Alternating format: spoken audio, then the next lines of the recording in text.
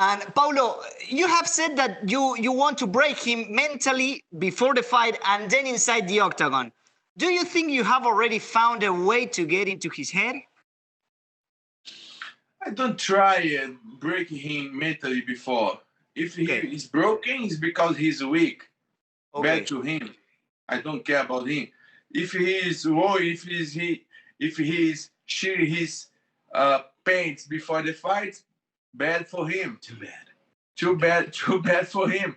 You know, I'm confident. I'm confident on myself. I'm confident on my training. I know what I did on sparring days, like today, like tonight. I did. Coach was there with me. I know everything. What I worked for. I worked for cut his head off.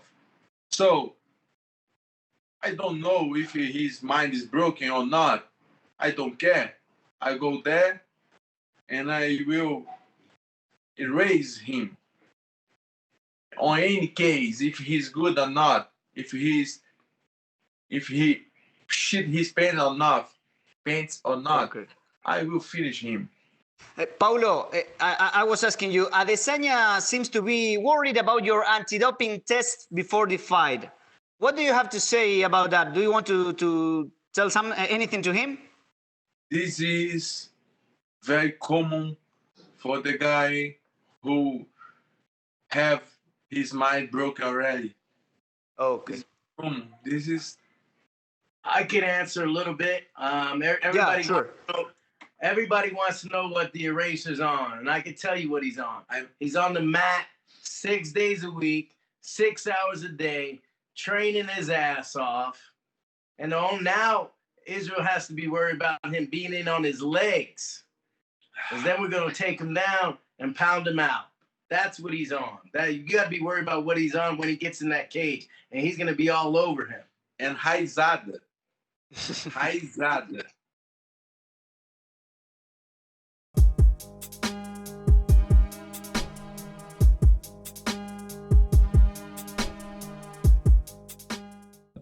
One thing specifically I wanted to ask you about is I'm sure you saw Chael's comments. Chael came out and he was asked about what's next for you, and he said, "Hey, Leon, you've been winning fights, but do something else. Do something interesting." What did you think when you saw Chael say that? I don't really care. I don't really care much what he said, right? I don't know. Like what's interesting? I don't know what it means. Like what? Dress up like wear MAGA hats and like that's not my personality, right? I cannot. Yeah. So I don't know. I keep doing my thing. Keep telling these guys how it is, and I want to become a world champion. I'll go from there. But I just don't. Yeah, here's what it is. What he says. That's him, right? When Charles when Charles fighting, that was his thing. He talked his way into positions, and so yeah, that's it.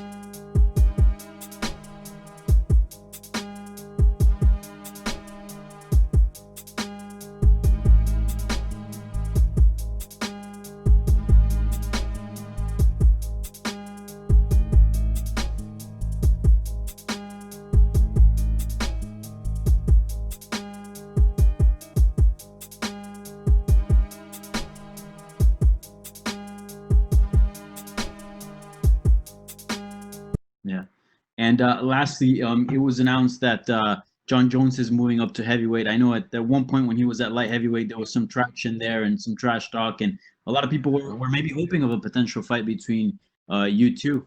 With this news, do you kind of see that possibility as kind of dwindling down, or do you still have that in mind that potentially one day you guys can throw down? Nope, still have that in mind. That's still part of my plan. But just ask you this: how many years has John Jones been in the UFC? Long time. Exactly, and he only just moved up in weight, right? Mm-hmm. So why would he or anyone else expect me to move up in weight when I just got the belt, rather than defend my belt like he has and create a legacy before jumping up in weight? So I'm sticking to my plan. I'm never gonna let anyone make me fold or make a move ahead of schedule. and I'm sticking to that plan.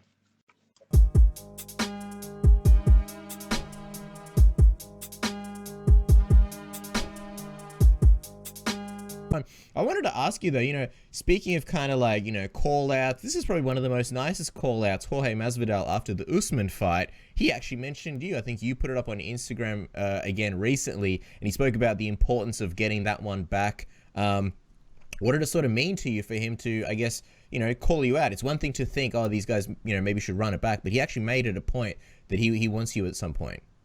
I think that's awesome. We did do battle, and it was a great fight at Madison Square Garden, UFC 217. And, after you fight somebody, man, you learn a lot about somebody. You go out there, and I've beaten guys who are looking for a way out. And I've fought guys who take these shots. They keep coming forward. They don't give up. And it's like those are the type of guys that you respect a lot and who I would want to have my back in a situation, because they got that indomitable spirit in them.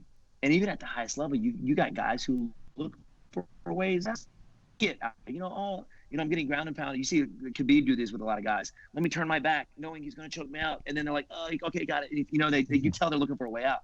Masvidal's not that guy, man. And we went 3 5-minute rounds, knocking him down twice with a side kick with a right hand. The dude literally did not break. I was trying to break him mentally. Didn't happen, man. He's tough, and he's gotten better since then. And he's got like this this confidence about him now, which can make a guy very scary, right? So I thought it was great. I was fighting so hard for him. I was like, please win this fight, bro. It didn't happen, but hey, if he ever wants to fight, obviously I'm here for him. So we'll make it happen, hopefully at some point. I mean, you mentioned that initial fight. He says he feels he could do better the second time around. How different of a fight do you think that second fight between you and Masvidal goes? Do you think it's similar, or do you think because you mentioned he's improved quite a bit, he's got that confidence, it kind of plays out a little bit differently strategically for you? Well, yeah. I mean, I definitely, obviously I've kept my eye on him since he's worked his way up very closely. And the thing that makes him dangerous is the guy will throw now. Obviously, you saw the flying knee with Ben Askren. He'll throw something out of nowhere, and he hits people with it, like the flying knee, and that makes you think like, all right, what's he gonna do now? And I think that's what makes me a little bit frustrating as well whenever I fight people, because people don't know what I'm going to throw.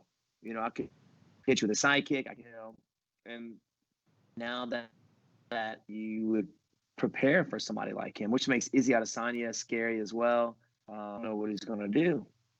What's he got up his sleeve? Everybody knew that he was going to get beat by Ben Askren. That was everybody's plan, right? You were hoping it, but you thought Ben Askren was going to beat him. And then 5 seconds into the thing, he's running across the octagon and hit him with a flying knee. Like, who expected that crap? Ben Askren didn't, which is why he ducked his head. That makes a guy scary right there. You don't know what he's going to do. But yeah, I think now, he's got that confidence, and he's not afraid to do anything. Before, he just fought like he always does. Got that Muay Thai style. He's aggressive. Every now and then he'll try and take you down, which is how we fought. And I'll definitely have to go back to the drawing board if I ever face him again. I do believe that he's better. And of course, I think I've gotten better since I fought him as well. So I think it would be a good scrap. Good scrap.